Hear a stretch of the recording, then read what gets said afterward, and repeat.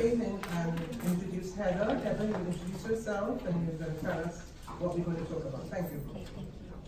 Hi, thank you. I'm Heather Ibrahim Leathers from Global Fund for Widows, and we are deeply thankful to Ambassador Beckles for having this side event today to discuss the intersectionalities of SDG 5, 11, and 16 with respect to access to justice, social protection, and inheritance. If I say the word apartheid, everyone here understands what I'm talking about. And if I say FGM, everyone here understands what I'm talking about. But if I say widowhood, usually no one understands what we're talking about. Awesome. I think we all do. Thank you. Well, we're an informed audience. But the issue of widowhood actually impacts 300 million widows in the developing world. 300 million widows around the world, 115 million of which live in abject poverty as a direct result of their widow. That's your first slide. It's the next slide. Next one. Part of the reason why widowhood has evaded our global consciousness is the definition of a widow itself. There's the de facto widow, whose husband is deceased, and it seems quite straightforward, but how do you define husband?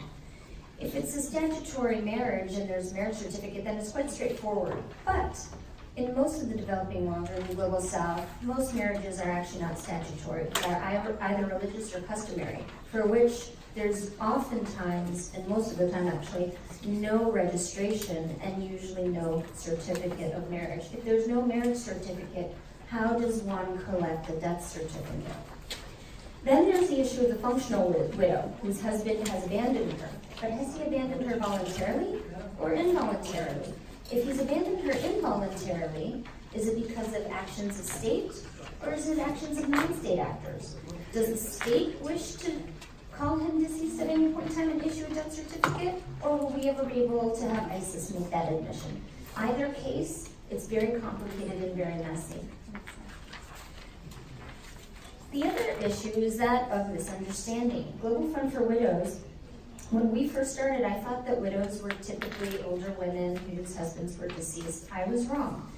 53% of the widows that we work with today in Egypt were widowed under the age of 39, and in Tanzania, 100% of the widows we work with were widowed under the age of 39. This means that they're invariably mothers of young children, and that needs to inform all the decisions and policy that we make for them. And furthermore, because of child marriage, we also have the issue of child widow, 13, 12, 10-year-old widows. So widows endure three major violations. The first is that of disinheritance. A widow, immediately the husband's family collects a death certificate. The widow is removed from her marital home. She may or may not be able to access land or valuable assets, even those that she brought into the estate, and even those she may have purchased from money she's earned during the course of the marriage.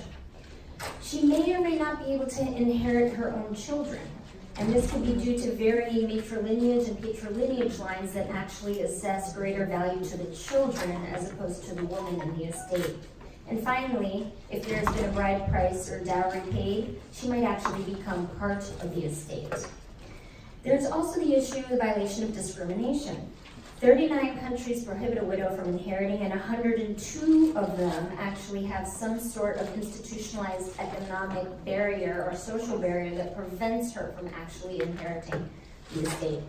And lastly, there's that of harmful traditional practices. These are culturally endorsed, always violent, acts of purging the widow of the sin of her husband's death. Most of the time it's sexual violence in the form of unprotected sex, and that is done specifically in order to consummate the purge. The implications of this are not pretty. Disinheritance causes an immediate loss of income, and with that is the inability for the widow to service any basic needs in her family, as well as addressing the needs of her children. This means she's forced to remove her children from school, now SDG 4. Daughters will become married young in order for her to protect them, and her sons become vulnerable to the issue of radicalized indoctrination and extremist recruitment, for which we have statistical evidence. In terms of discrimination, the implications are no access to justice, which our colleagues will speak to more clearly today. No access to legal or social protection mechanisms if they exist or they may be too burdensome for her to secure.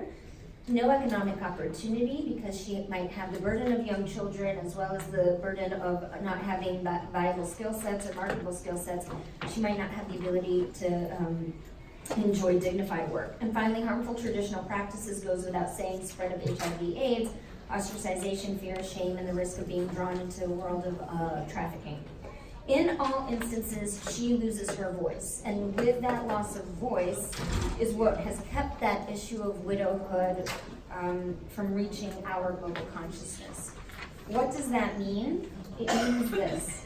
It means that, thank you, it means that we as Global Fund for Widows, as well as our partners in the Alliance for the Last Woman First, which is 50 organizations working together around the world to address the issues of widows, believe strongly that not only does widowhood have a direct link to poverty, but it has a direct link to all of the SDGs. Disinheritance, for example, leads to SDG 1, food insecurity, SDG 2, poor health, SDG 3, poor education, SDG 4, child marriage, and the unconscionable issue of the child widow, SDG 5, harmful traditional practices, obviously SDG 5, 3, and 8, and of course discrimination leads to the SDG 16.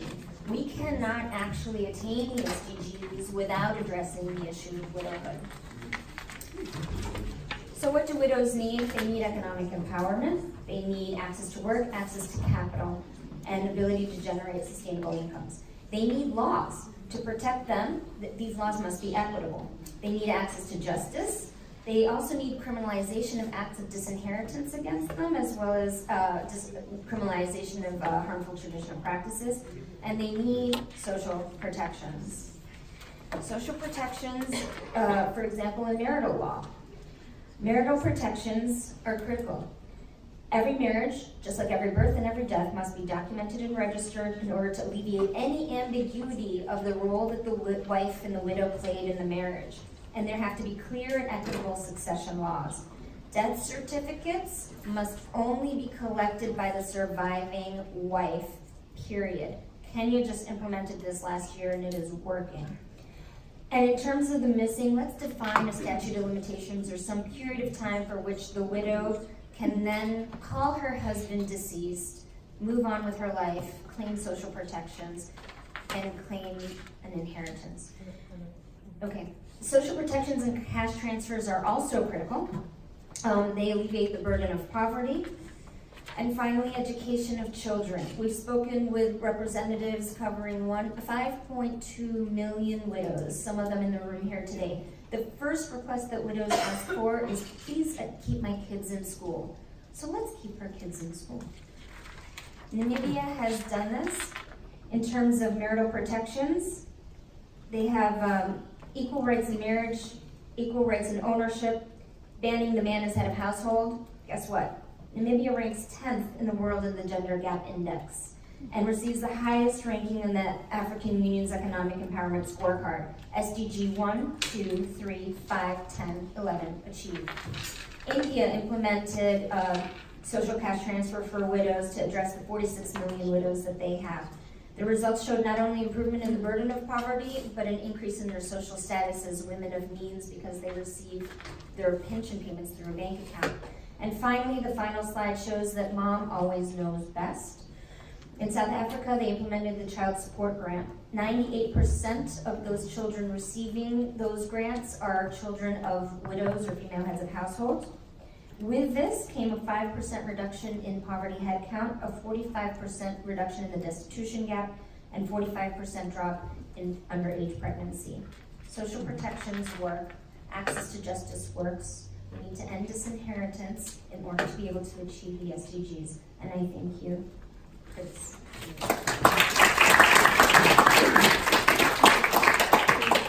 We want to say thanks to Heather. Heather has made this her passion, her dream. She's literally given up,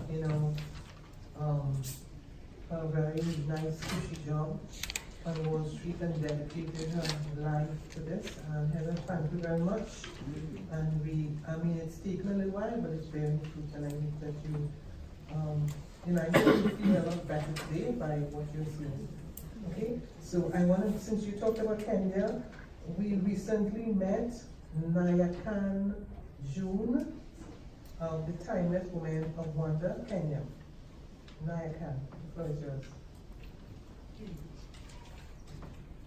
Thank you very much, Madam Ambassador and the Global Fund holders for this opportunity to join this panel. When we look at linkages between SDG 5, 11, and 16, I want to provide a brief background before we dive into some of the initiatives and interventions we have for widows and women. When you look at gender equality in the context of Kenya and broader Africa, access to education remains a big challenge for women and girls. The role of culture and religion is very, very strong in our context because, we have in each country a number of tribes which have different cultures, and that interlinkages between cultures and the expectations on women and girls plays a big role in how girls are positioned to access services and to thrive, to unlock their potential. When you look at the additional inclusion of religion, again, different religious backgrounds, provides an additional complexity in empowerment for women and girls to fulfill their potential. Another big challenge that we see within our context is the mindsets of women themselves and vis-a-vis the opportunities that are available and availability of certain laws that will then enhance women's empowerment. When you look at SDG 11, when you're looking at inclusive, sustainable cities, you're looking at the role that women play in land allocation, and especially when exploration is happening and cities are being built, there's a lot of displacement that happens for women and girls, and they are the primary affected parties. Widows at the center are doubly marginalized in these processes. When we then look at peace, justice, and strong institutions, again, the role of culture and religion comes to play a big role. And again, double marginalized are widows, because when you look at a lot of the conflicts within Africa and the Kenyan context, you're looking at intertribal, interclan conflicts. So again, displacement of women and girls is primary, and again, widows double marginalized in that instance. When we're looking at widows when they become widowed, again, the cultural context of them moving on to their lives becomes a matter of challenge because of the expectations of next marriage and things like that. The in-laws, communal interactions put a very high expectation for the woman to actually survive on herself.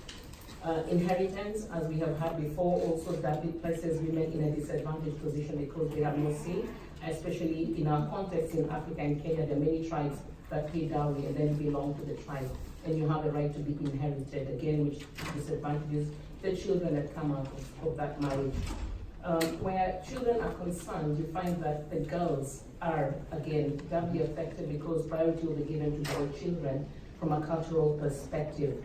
Now, the interventions that Kenya has put in place to mitigate against a number of things that I have mentioned, and my colleague from Kenya there will also, when she has a chance, expound further on that, is putting in legislation that is strong, that actually enables both men and women to inherit. This has played a very significant role in giving rights to widows, because previously widows lost land immediately the minute the husband died, and inheritance was only for male children and men. So this legislation and the enforcement of this legislation has really positioned widows and women now to inherit land and to offer a better livelihood for their children. Again, where inheritance is concerned, that is still an ongoing process because of the cultural and traditional practices that go on, but strong systems have been put in place using the social protection systems, which allow and enable and empower a woman who has taken off from those cultural practices to be able to have a sustainable economic livelihood, because all the cash transfer money that comes from the government to all marginalized communities. The last thing that I'd like to share because of time, and I'm sure my colleague there will share further insights, is what Kenya has done to really help widows is setting up a commission for unclaimed assets. Most of the claimed assets in Kenya are from men who died without leaving a will, or whose wealth is within the traditional setting, which cuts off the woman from inheriting that wealth. Now, Kenya has put in an unclaimed assets authority and a commission that has taken in place all the assets that the man who died had, and gives priority to widows. If they're able to prove that they are administrators and widows of the deceased to inherit. This has unlocked financial resources for the widow and for the children, and brought access to services such as healthcare, education for the children of the widowed. So at this point, I'd just like to stop there. I'll take further questions when the time, and I'll leave a bit of time for my colleague as well from Kenya. Thank you very much.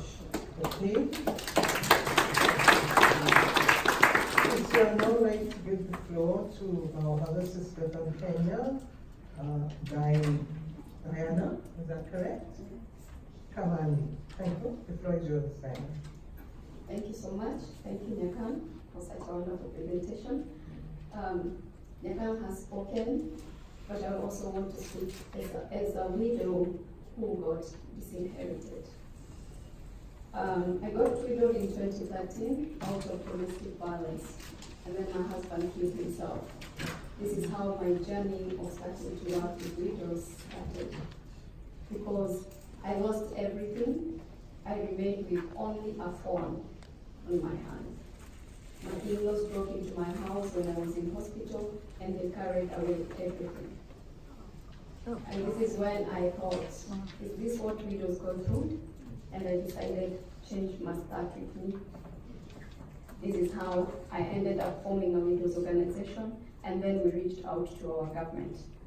One of the problems is that most widows are not and don't know what the Constitution has for them. So we continue to suffer as widows, yet we have been protected by the Constitution. So when we went to our government and sat down with our Minister for Gender, and she said, yes, we can do this together. We found out there were gaps, and we decided that we were going to bridge those gaps so that widows were taken care of very well. One of the gaps was about the unclaimed assets, what she has spoken about. So many men die with their secrets. And we reached out and we found out unclaimed assets commission when it was set up. It holds over 20 billion Kenya shillings, which most of it belongs to widows. 20 billion Kenya shillings. So that is 200 million US dollars. Wow. So you can imagine these are widows who are suffering, and that's why we cannot achieve these SDGs, because their money is lying somewhere. Nobody is there to create awareness for them. So our Ministry for Gender has really held our hand so that we can be able to go to the villages and educate widows and tell them about their rights and what they own. And there is a commission that is set up for them.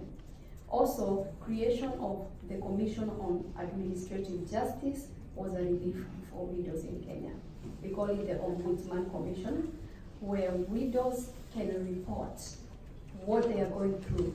We have leaders in the village levels, like the chiefs. If they try to molest widows and to abuse them and to deny them the important papers for succession process, they can report to the Commission on Administrative Justice.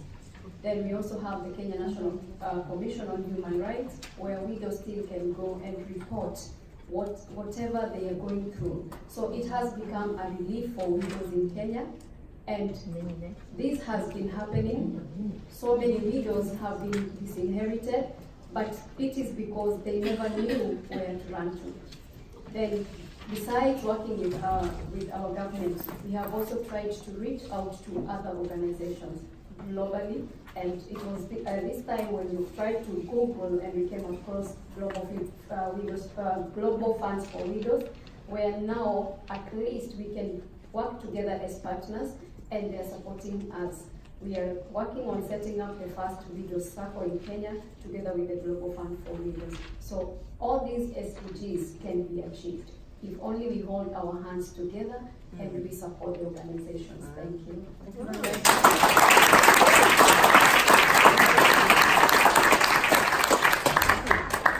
Okay, so I have to apologize. I forgot to introduce myself. I mean, I guess it was so late, but my name is Penelope Beckles. I'm Trinidad and Tobago's ambassador to the United Nations. I'm also the president of UN Women. And I'm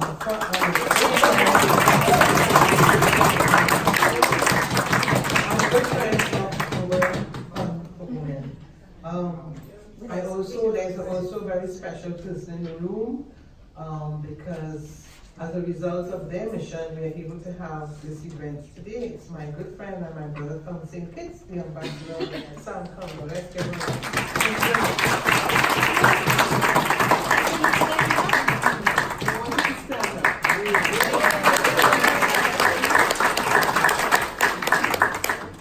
Okay, so I'd now like to invite Dr. Padmini Moti from the NGO Movement. Thank you, Dr. And you have 2 minutes. Yeah. Thank you, Ambassador Beckles. I just wanted to talk about the health challenges faced by a widow. And before I start giving the evidence base, being a physician, you tell somebody like, you have this disease because the tests are positive or negative. A personal story. When I was a little girl, we had a widow working in my parents' house. And one day she came with burns. And I was like, I still remember it. I said, why? They said, because she is a bad omen, and she by mistake came in front of a married couple, so she was burnt. Bottom line, she came back and my parents made her stay with us and then educated her, got her remarried. That's a whole different story. But now coming back, physical abuse is so rampant against widows. A HelpAge International report, Your Excellency, ladies and gentlemen, mentioned that in 2000, widows in Tanzania were stoned because they were blamed for having HIV/AIDS. This report is from 2000, almost 50 widows were stoned. Now, they are at an increased risk of contracting STIs. When they have that, they don't have access to care. And do you know that widows in certain countries have an increased risk of getting malaria, dengue, chikungunya, because they're not allowed to sleep under a bed net? And again, widows are blamed always for being promiscuous. Heather, you said that. But the thing is, they're not even allowed to go and seek medical care. And a young pregnant widow, there are studies that she has an increased risk of maternal morbidity and mortality, and also an increased risk for infant mortality and morbidity. So from fast forward MDGs, SDG 3, we cannot achieve the targets. As you just talked about, my sister from Kenya, the health issue. Because if you don't have health, you have nothing. And nursing care for young widows who contracted HIV/AIDS due to their partners, boom, not even there. So they're often destitute and not marginalized. Malnutrition, there was a study conducted by SAGE, that is the WHO study, which is Survey on Global Aging and Adult Health, which was conducted in 5 countries from 2010 to 2016. What did they find? These countries were South Africa, Ghana, India, China, and Russia, that widows were malnourished, lesser body index, because they were deprived of food. So this is there. It was interesting. Ladies and gentlemen, Your Excellency, the Russian widows were not as malnourished because they had more money. They stayed by themselves compared to the widows from India and China and South Africa. So this was an interesting study. And also the mental health and general functioning was less in these widows. And guess what? They had restricted use of bathroom facilities. And I want to talk about a period. Nobody's going to get shocked because we are all adults. And young girls who were widowed did not even have access to any kind of protection during their menstrual period. So again, the challenge, health challenges widows face depends on their socio-economic status and also which country they are. And just to wrap up, so just want to say that it's very hard for any country to meet the SDG targets and the indices if we do not help people who have been, unfortunately, lost their spouses, and we need to bring them in and make sure they have special health care. And one of the things, that's what we are trying to do from our NGO we have the American Medical Women, and I have my sister from Nigeria, Medical Women International, and we are focusing on this. So thank you all, and I think I kept it hard.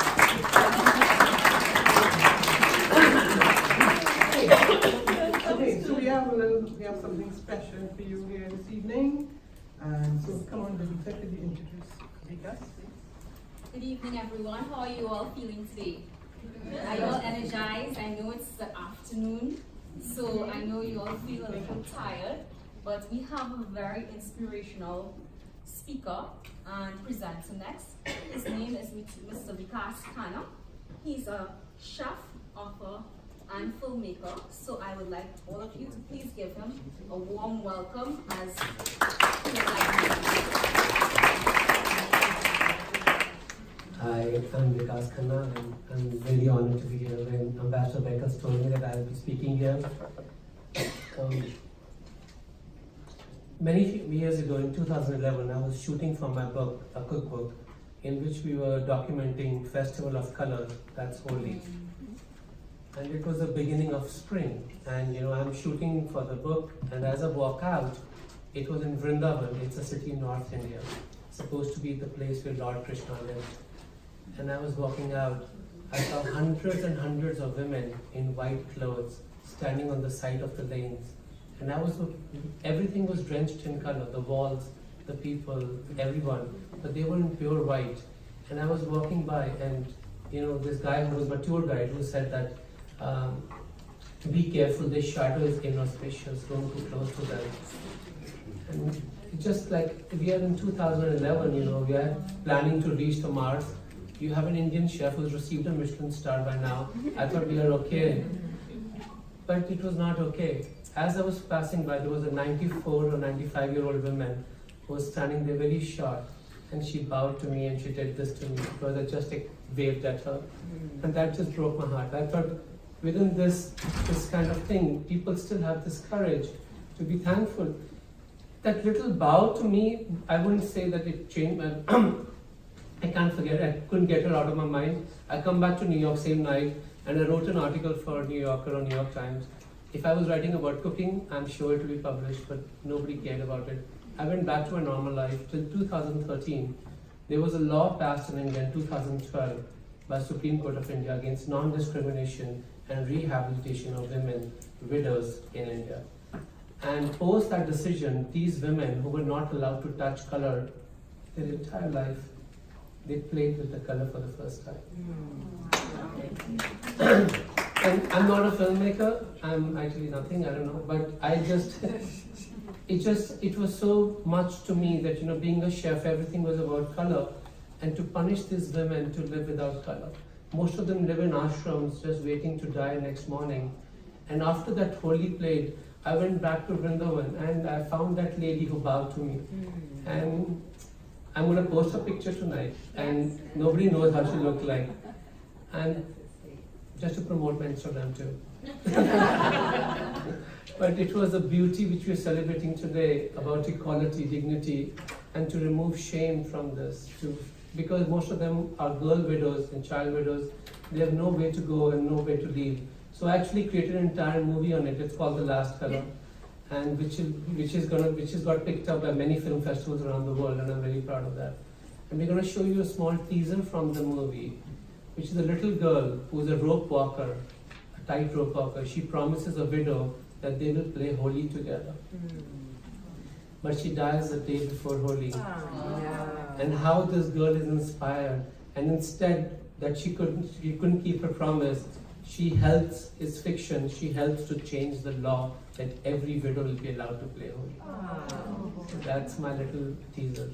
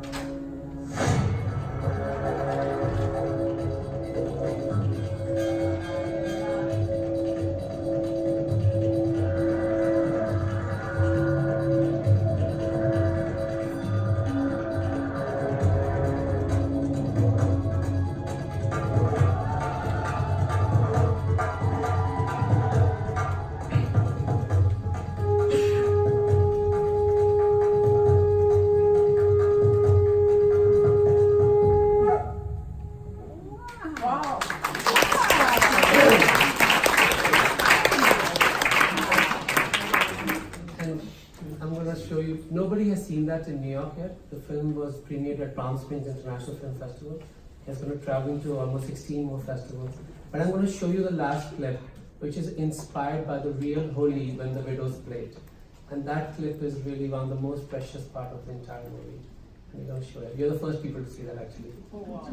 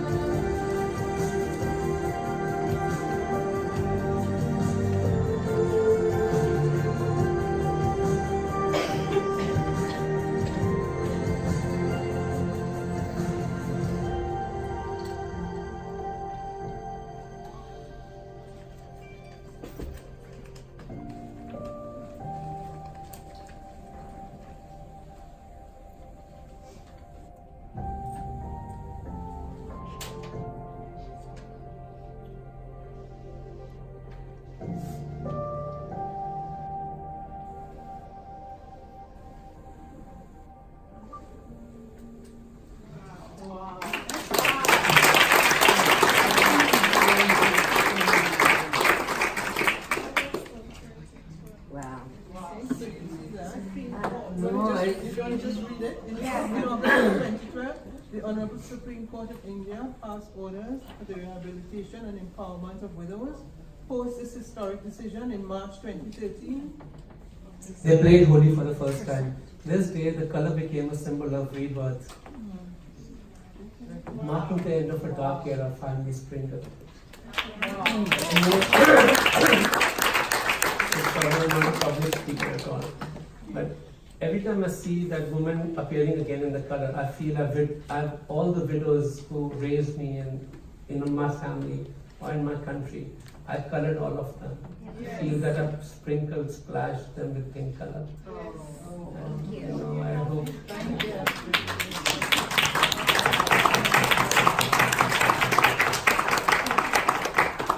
Could we do better than that? I mean, let's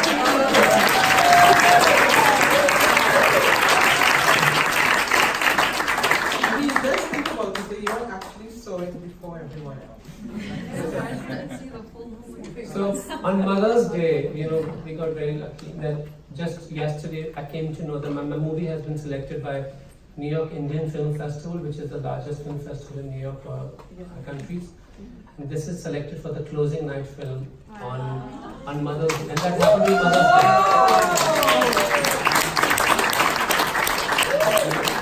Day.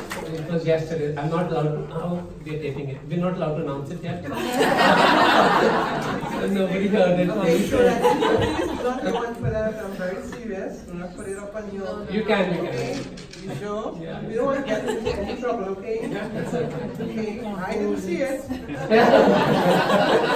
I didn't hear anything. Did anybody hear anything? No. Come on.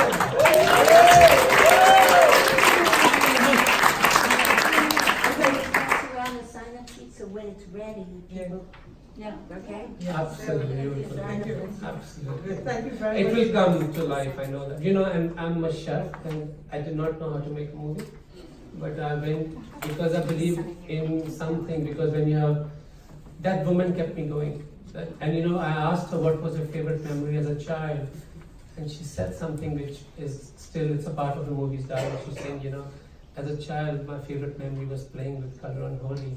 I used to dress up like Radha, and I used to dance, and my father used to tell me that I'm a princess. And I put that dialogue in the movie, and in the end she says, but then they took all the colors away from me, and I couldn't fight because I was uneducated. But she was aware that she lost the battle in life.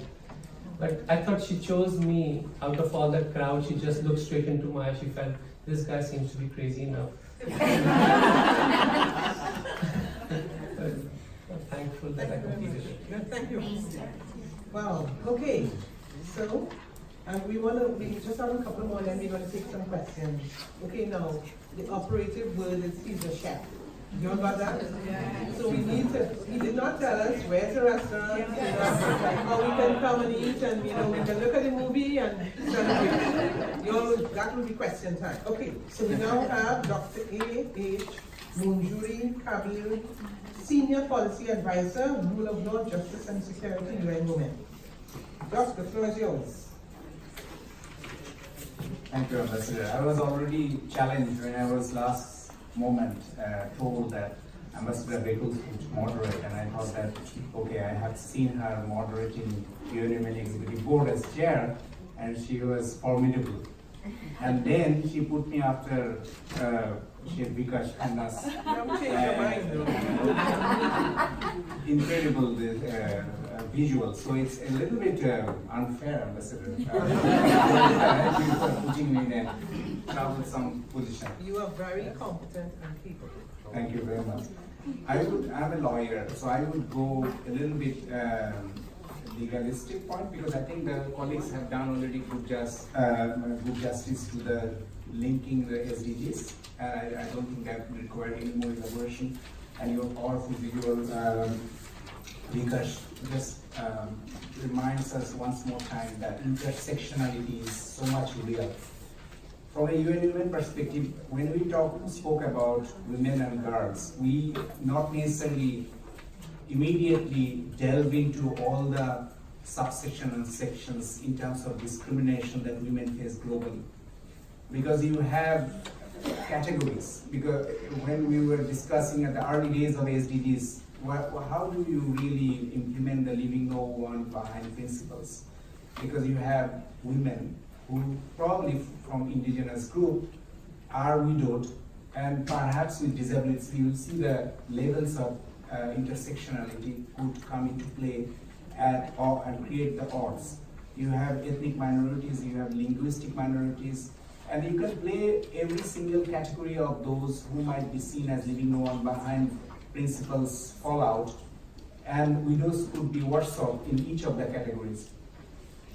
Now, as a public policy international advocacy institution, you probably would not think while making policy or law reform, widow as a category, because you think about more women, and then there you then delve into other subcategories. And there lies the challenges, because when policymakers make policy or legislators make laws, they probably think about the larger community.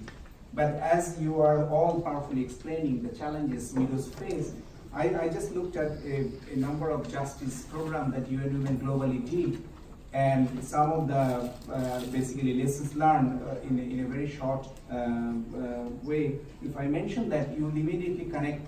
For widows, that would be even worse. So one of the big challenges we face is intimate partner violence.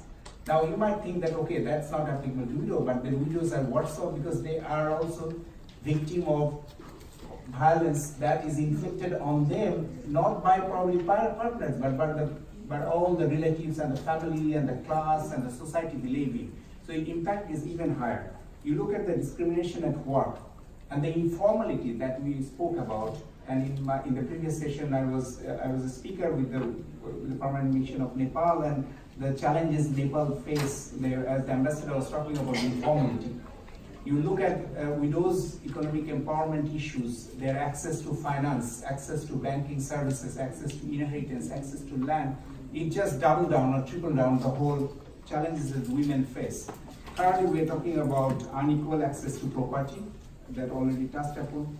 Gaps in legal identity, it's a major problem for us, whether it is in Sub-Saharan Africa, it's in part of South Africa, South Asia, it's part of even the Europe, and also the world population of refugees are increasing. We are living at a time, the number of refugees and migrant people number is the highest.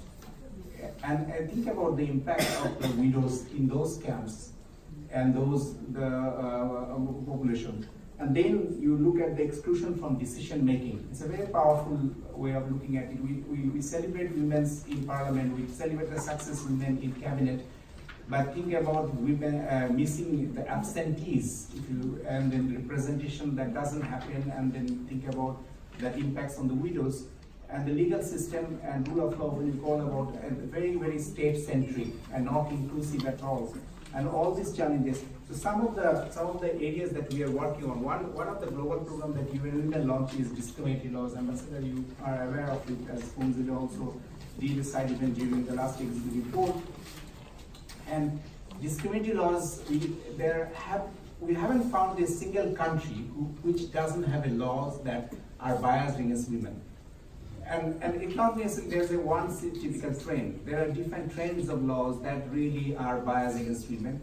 And you can then look at widows and see that how that impacted them even severely. So one of the global program that we launched and partnership we are doing with Interparliamentary Union is addressing legal discrimination against women in the laws.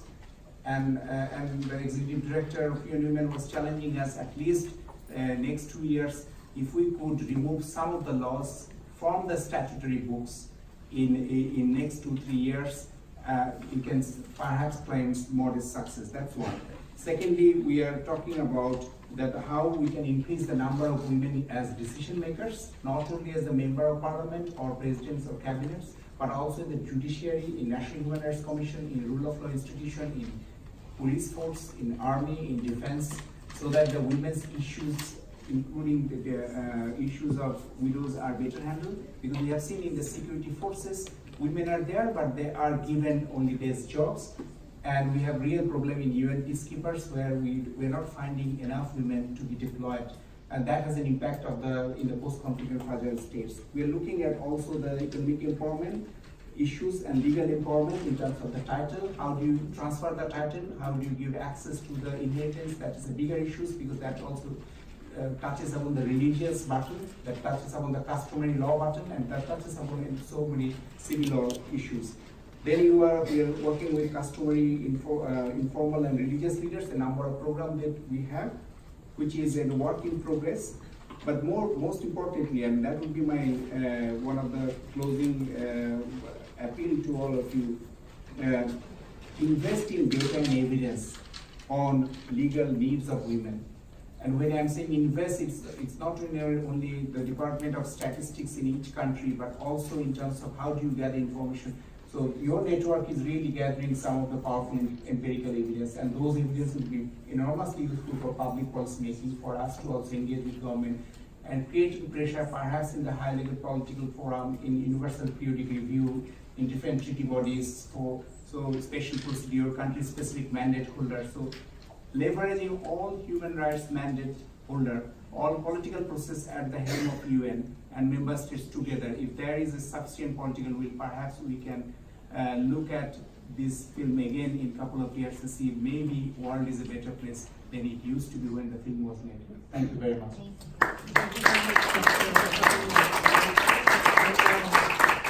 I would like to invite Mrs. Adafia Trancoso Riviero from Trinidad and Tobago. From Trinidad and Tobago, who will give us an idea as to how Trinidad and Tobago has dealt with this issue. Good afternoon, everyone. Thank you, Your Excellency. All protocols observed. So, as Ambassador indicated, I'm going to give a brief overview of the measures and initiatives that have been implemented in Trinidad and Tobago over the years. In October 2017, we actually passed legislation in Trinidad and Tobago abolishing child marriage. So we no longer have the issue of child widows in our country.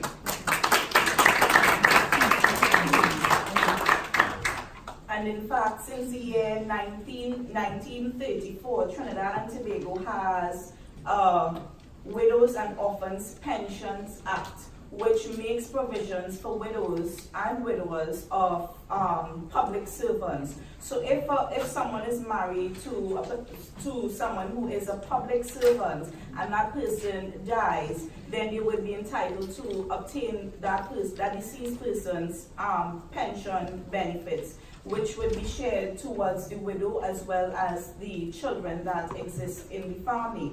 So while that act has been extended to public servants as well as persons on statutory boards, we also have other legislative measures for persons who are not married to public servants. Some of those initiatives we have via the NIS Act. So we have NIS Act which provides for three main benefits. We have the funeral grants, we have the survivors benefits, as well as we have the death benefit. So if someone is employed, whether private or public, they usually pay NIS contributions every month. And when that person dies, the spouse and or the children would be able to go to the NIS, the National Insurance Board, and be able to access up to $7,500 towards funeral expenses, as well as they would be able to claim survivor benefits, which is a monthly payment made to the spouse as well as the children. That payment is usually based upon the contributions or the earnings that the deceased would have made.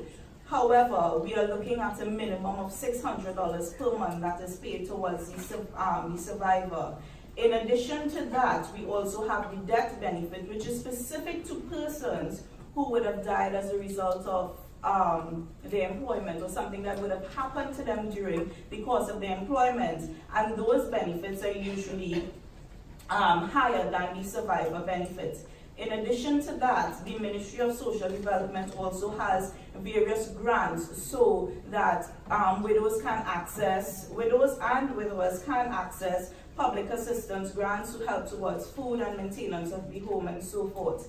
Additionally, Trinidad and Tobago encourage women to work, and we also have legislation which protect women in the field of employment. So we have the Equal Opportunity Act of Trinidad and Tobago, where it prevents against discrimination against women who are employed and other areas as well. We also have the Minimum Wages Act, which ensures fair working conditions, as well as the Maternity Protection Act. And when I spoke about the NIS benefits earlier, the widow is able to receive that up until the time she dies or until she remarries, as the case may be. I will now go into just briefly mention that our law of Trinidad and Tobago also recognize cohabitational relationships. So even though you are not legally married to the person, once you can prove that you have been living with the person for a minimum of 3 years, you would be entitled to the same benefits as though you were legally married to the person. When we talk about access to justice, just briefly touching on that, if a widow has to access her husband's inheritance, there are two forms. If the person died with a will, they have to obtain what is called a grant of probate. If the person died without a will, we have what is called letters of administration. And with letters of administration, the law says the wife gets a percentage and the children get a percentage, and that is by law.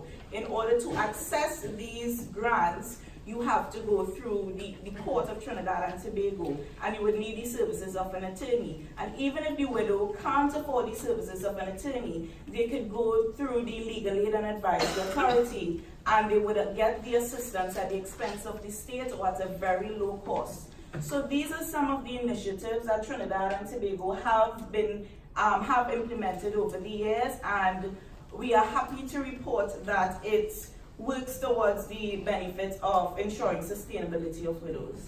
Thank you. I would invite Ms. Suzanne O'Malley, Chair of NGO CSW. So, Ms. O'Malley, we know that you have been, in terms of the work of the NGO, that you have been doing a lot of advocacy, and this is one additional. So we just want you to share with us what you will do to continue to do your good work as Chair of CSW. Thank you. Well, Okay, this worked, okay. When Julia emailed me, she only emailed me exploring the linkages, it, went down to the SDGs, but she said nothing about widows. One thing, so I'm very interested, here I am in the middle of a meeting about widows. However, because I'm a friend of Heather and I admire her work, and also Margaret Owen, I had decided to use my position as chair of NGO CSW New York to make a lot of noise about widows. So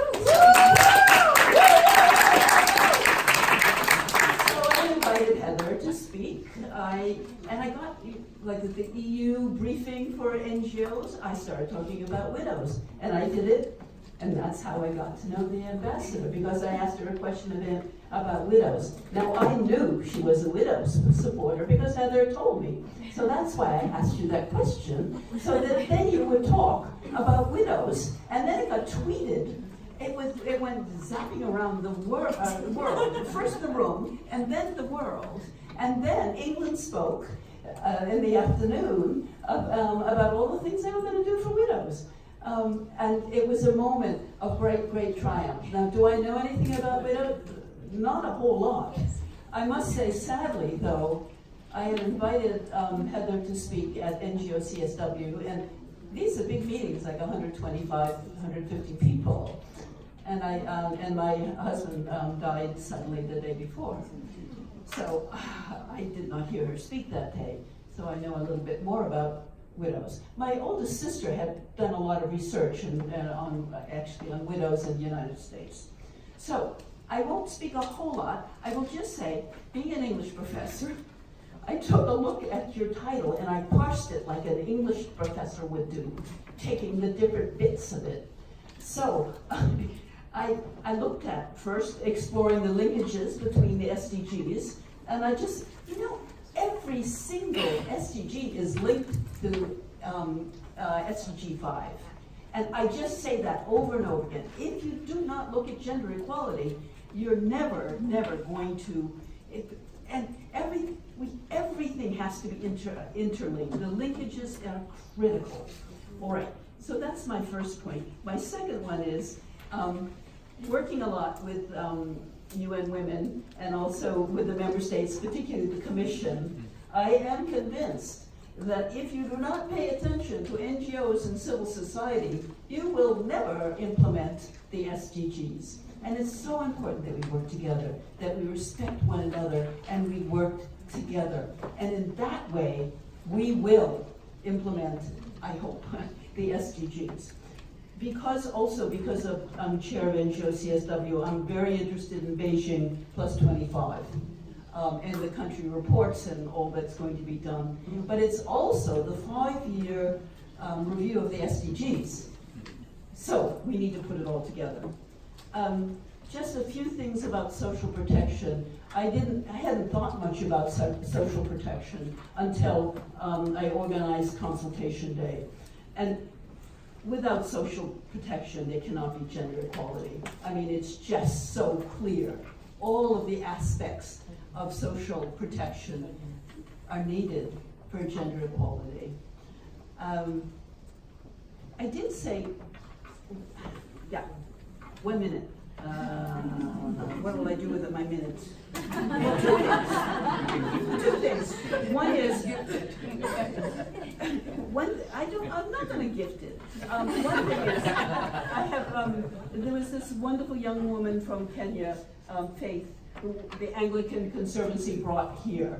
She had run away because she didn't want to get married, and she got an education, and she graduated from university. She was reconciled with her family. I just want to say, when her father died, suddenly her mother's house was going to be taken away from her. But because Faith had come to several times to the UN, she picked up CEDAW and went through CEDAW and argued that her mother had the right to the property. And it worked. And my final comment, I just think that's such a wonderful story. A young person comes to the UN, learns about CEDAW and uses it and helps her mother, a widow. My final story just is, my friend Yvonne O'Neill, I think she's still here. Yeah. Anyway, so she's educated me a little bit about Trinidad and Tobago, and she was telling me about your inheritance laws, and they're very old, very old, older than the 1934 that we are. And so it's interesting that you have that history of inheritance that goes. What is the year? Way back. Way back. Way back. Can you help me? I can't remember. The inheritance laws. The inheritance laws. I'll check the year. I think it's 18 something. It's old. It's very old. It's 18 something. Yes, it is. Yeah, and I thought that was We are terrific. supposed to have been amending it for the longest while. We're not getting it. We'll get there. Yeah. But we Anyway, do have other things in place. I've talked enough. Okay, Goodbye. great.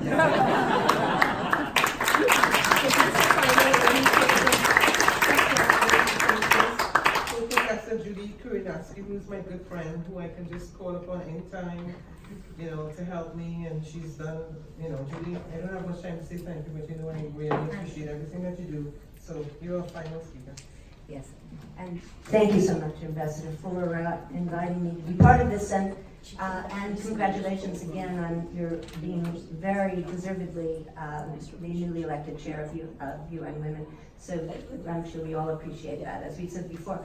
And thank you for allowing me to speak on behalf of another angle of this issue from the mental health perspective, as a professor at Columbia University Teachers College and a clinical psychologist for many years, and a representative of a number of UN NGOs here that are focused on mental health. The International Association of Applied Psychology, and our president from France is here as well. So we focus on advocacy about the mental health issues related to all the Sustainable Development Goals, and I'll show you that this is the paradigm that I developed here. And for this particular event, it shows that SDG 3.4 target, which is about promoting mental health and well-being, is so interrelated and interlinked, we used that word interlinked before, to SDG 5, certainly about empowerment of women and girls, and achieving justice, and that we've heard about a great deal, and even 11 in terms of what sustainable cities means all. SDG 11 and sustainable cities. There are so many issues here emotionally that have such a psychological impact, not the least of which is about young widows, which is such an important issue in this, that there are young girls who are trapped in child marriages, who are 8, 7, 8, 9 years old, and then become widows. And what do? This is a horrific issue emotionally for them. The issue of migration is so tied to this because of so many men leaving the country. They're not really dead, but they're kind of not present to the family. Have they died or not? What do the women end up doing with that? This is a human rights issue as well. And so all of this is so exceptionally related. I do want to say also, besides professionally and our advocacy here a great deal at the United Nations about all these issues with regard to this interrelationship that I'm showing you here.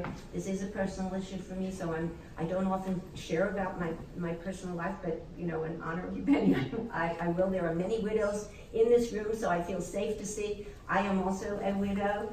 And from my mixing my professional view into my personal view, I do have to say that we've heard about the economic issues, the devastation that happens financially, economically, socially, being stigmatized so much.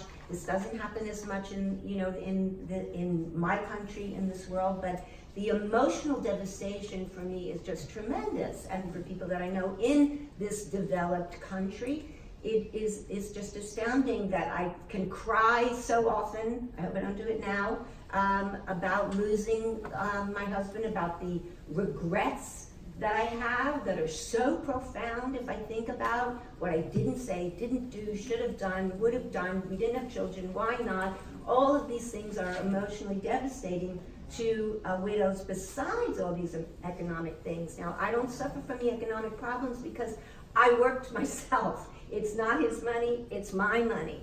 And my father and mother taught me, you better take care of yourself.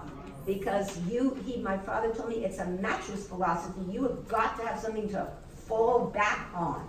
And it better be you. So And then I went to a school that was all power for the women. Barbara Bush went there, and Gloria Steinem, and all these famous women about. So, but the emotional pain is great. And it is certainly, I mean, we're all ripped by hearing your story. I'm just devastated. And so we've all been so moved by and what everybody has shared. Thank you, and thank you for mentioning mental health is so important. So the last thing I want to say is that we often at CSW, and having been here for 18 years now at the UN, we talk about men. And, you know, we actually have a male representative of the International Association of Psychology here. And so I have been out in the field, out in countries all over the world, whether it's in Africa and in the islands after the hurricane, and in China and Japan, and any place where there's a natural disaster. That men suffer too, because the women have died and their children have died, and the widowers have similar kinds of pain. Their emotional pain is very great. So I just wanted to share with you here, having been in Sri Lanka after the tsunami, as just one example of many, many, many. We ran a men's group that you see here, and then I was working with individual men. Why? Because the men were massively depressed. They couldn't save their wives because the wife was over there, but her sari was all wrapped up in one of the logs that was dragging her out to the sea, so he couldn't save her. How was a man going to feel about that as a widower? And he lost 3 and 4 and up to 9 of his children. And what is a man to do, feeling that he is helpless, hopeless, that he was not able to save his family? And so my heart goes out to those men who suffer from some of the similar kinds of problems. These are called cultural issues, social issues, economic issues, and emotional issues. Thank you. Thank you so much. Thank you. We're out of time, but we'll be very quick. So let's go. Questions? Yes. Thanks very much. Really very heartrending stories. Just to say that. Okay, so we need to be very brief, okay? Yeah, it's a violence against women that's a nexus of the development. The SDGs we spoke about, but also there's a nexus with human rights, and it's a public health emergency. You find out that widowhood issues are amongst 1.5 billion women that are the 1 in 3 that suffer violence against women and girls. And yes, the public health emergency that it is, it's not being addressed. 350,000 people with polio and the world stood still. 1.5 billion women with violence against women, and it's not being given, that urgency. Widows are not homogenous. In my day job working with Boko Haram widows, I've got child widows who are widows of their peacetime husbands, and also widows of Boko Haram who have adopted them. So they're widowed twice over as children. Lastly, just to say that we must have widows feature prominently in our agreed conclusions. It's not enough to and to shed tears and to look in the agreed conclusions and to find just 2 or 3 mentions. Let's get them stamped and heavily featured. We need legal reform, and that can only come through a global treaty. I'd like to invite you, please, to sign up to the People's Global Treaty to End Violence Against Women and Girls. Thank you.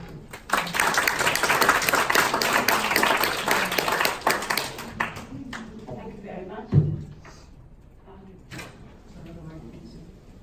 I have enjoyed this presentation immensely and has been very educational. I do have one very small question. I got the impression that the analysis and the projects are focused on monogamous relationships. I'm wondering whether you have taken into account those instances where some men have multiple wives, some formal and others informal. Just any more questions? Yes. You take the questions and then. Hi, I am Emanuela from Brazil, and I work with refugees that lives in Rio, which is my city. And half of the population of refugees in Rio are women, and the majority are women from Congo, and they are like half widows, which was an expression that I knew, but I learned here in this conference.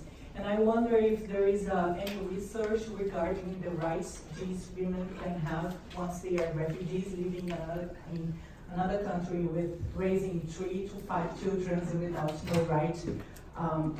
Because they are widows and living abroad. I just wanna say, thank you. Any other questions? Yes, mother? The question that I raised to the women, how do you compare a man that leaves his family for 30 years or more and leaves a woman, and the woman that naturally her husband passed away? How do you compare that, or who really is a widow? Thank you. Okay, any other questions? Okay, good. Okay, so now can I ask you to go first? Is that okay? Yeah, sure. Thank you. I will just address the whole aspect of the legal reform issue, because a lot of the stories and issues, if you look at them, there is element of law reform. Now, most of the cases, law reforms are done by those experts who are not necessarily responsive or gender sensitive. That is one of our first experience, nothing new. But the more important thing is, how do you then translate those draft laws when it goes to parliamentary floors? And we also saw that through our research with the Inter-Parliamentary Union, that women who are elected but not necessarily in the different standing committee on legislative drafting, which are heavily dominated by then again men. I'm not saying that men are not sensitive at all, but then there are cultural issues, there are real genuine care work issues, there are issues of abandonment, there are issues of other challenging areas which doesn't capture in the legislative area. So I think that the time is right now to change the culture of lawmaking and implementation of law.